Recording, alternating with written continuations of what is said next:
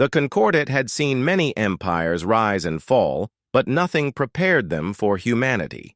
When Earth was officially recognized as a minor trading species, no one batted an eye. They had no fleets, no superweapons, no grand conquests. And yet, the moment they entered the galactic stage, something shifted. Economic forecasts started failing. Power blocks wavered.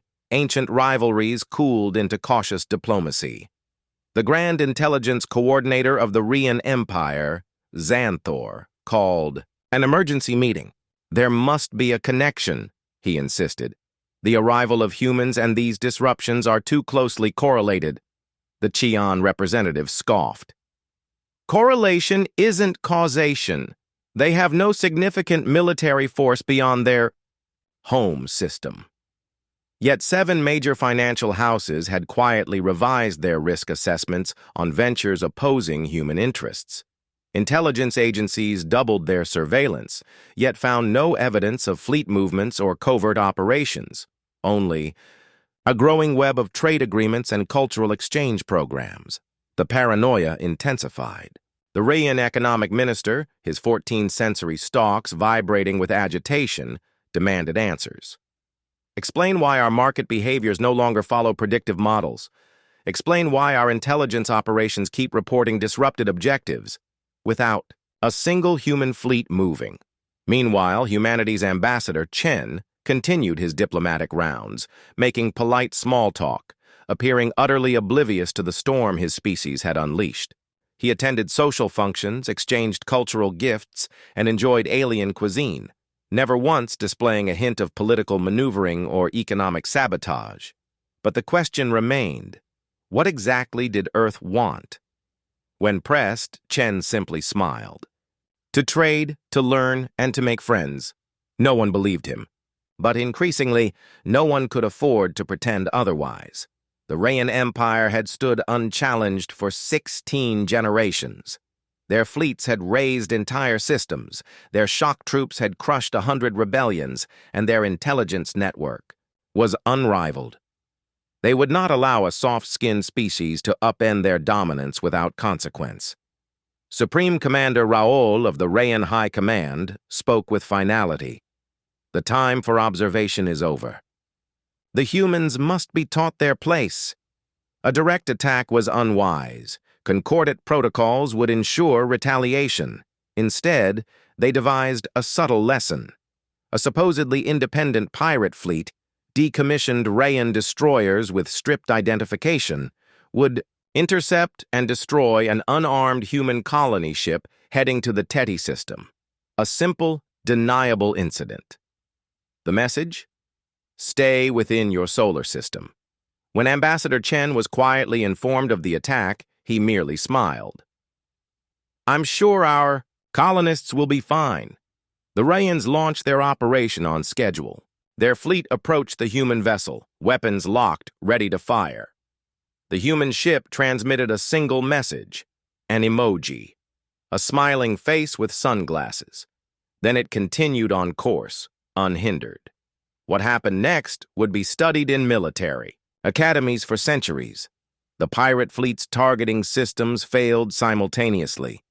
Navigation controls froze, defensive protocols deactivated.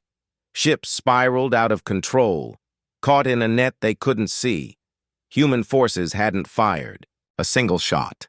The Rians panicked as their own ships became unresponsive. Systems locked down, firewalls failed, and AI decision-making functions stalled. Then, one by one, the ship's onboard computers displayed the same human message in their operating language. Hey there, want to talk? It wasn't a hack. No viruses, no malicious software, just an overwhelming flood of social interaction protocols that their rigid systems weren't designed to handle. The Rian ships, accustomed to strictly hierarchical control, simply surrendered. They accepted the human requests for data exchange, reorganized their command hierarchies based on efficiency algorithms, and then powered down their weapons. The Rian High Command reeled.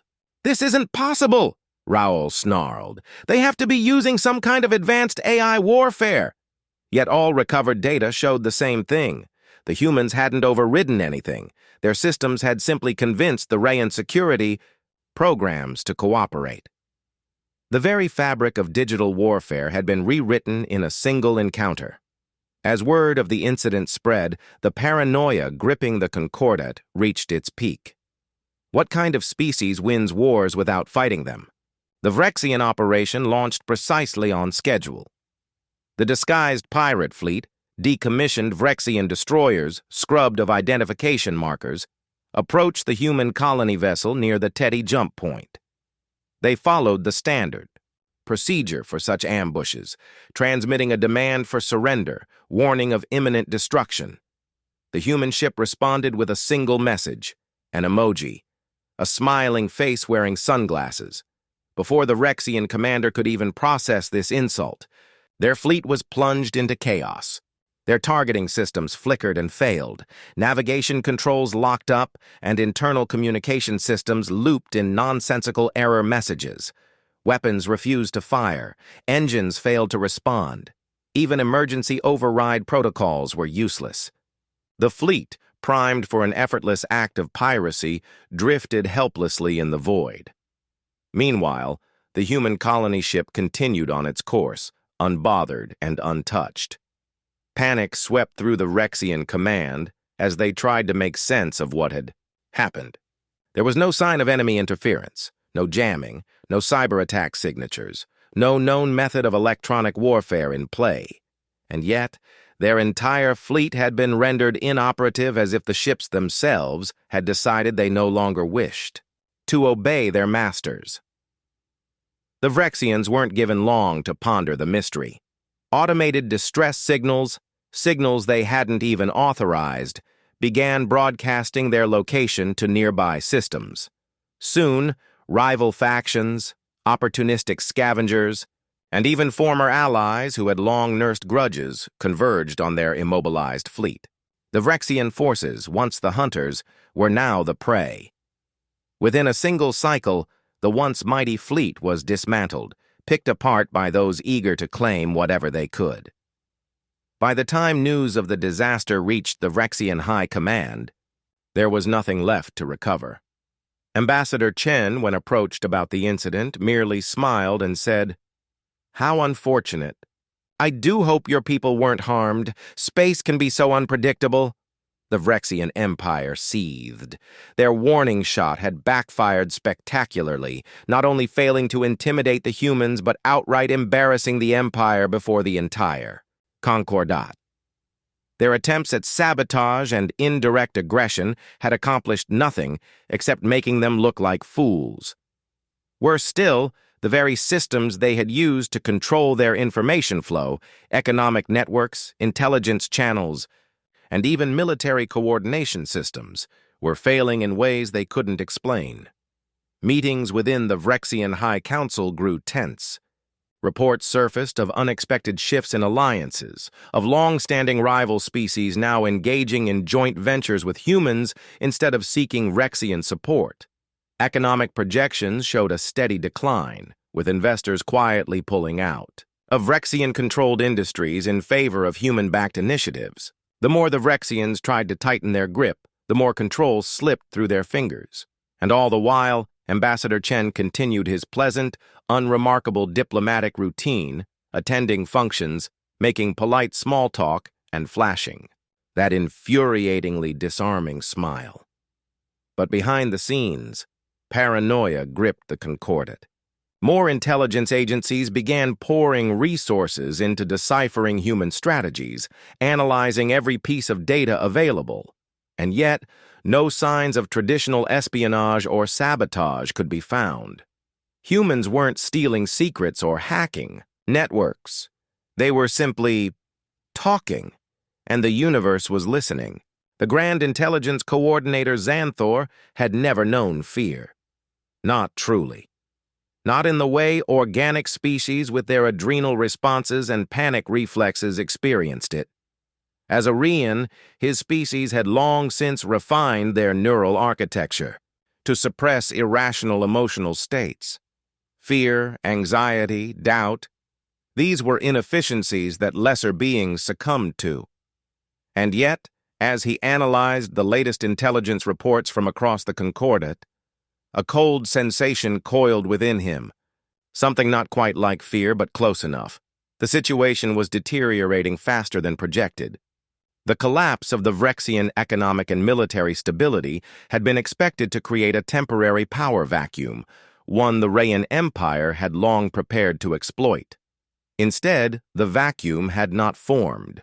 There was no scramble for dominance, no territorial conquests, no desperate bids for control. Instead, there was cooperation. Former vassal states of the Vrexian Empire had not turned to the Rayan Empire for protection as predicted. Instead, they were engaging in a radical new behavior, voluntary integration with human-led economic and diplomatic networks.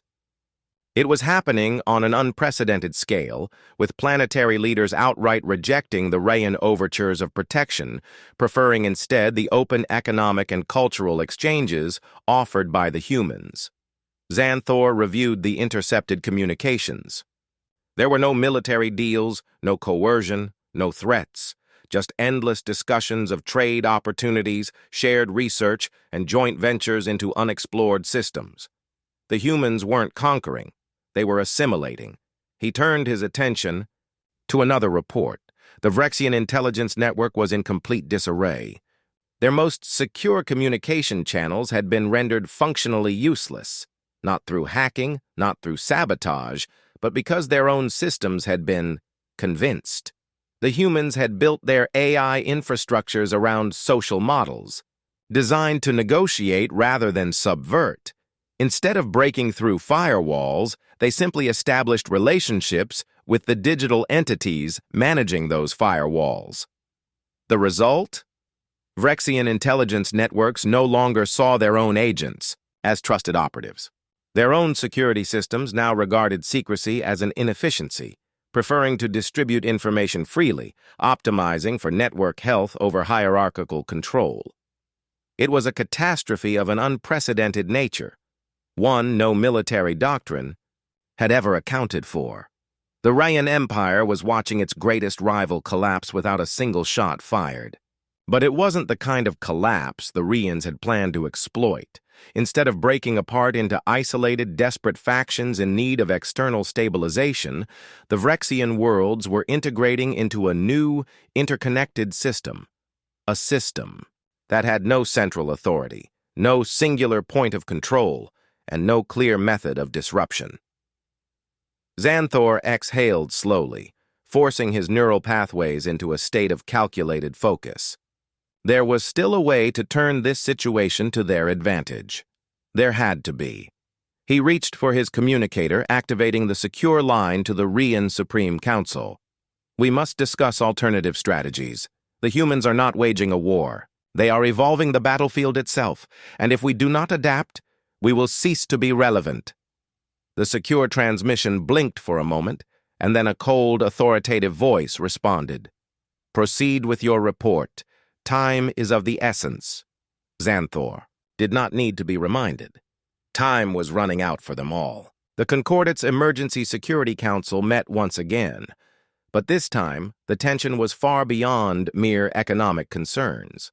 Representatives from dozens of species, some allies, some rivals, gathered in secret to discuss a problem they had. No idea how to solve. The humans are changing everything, Grand Intelligence Coordinator Xanthor of the Rayan Empire declared.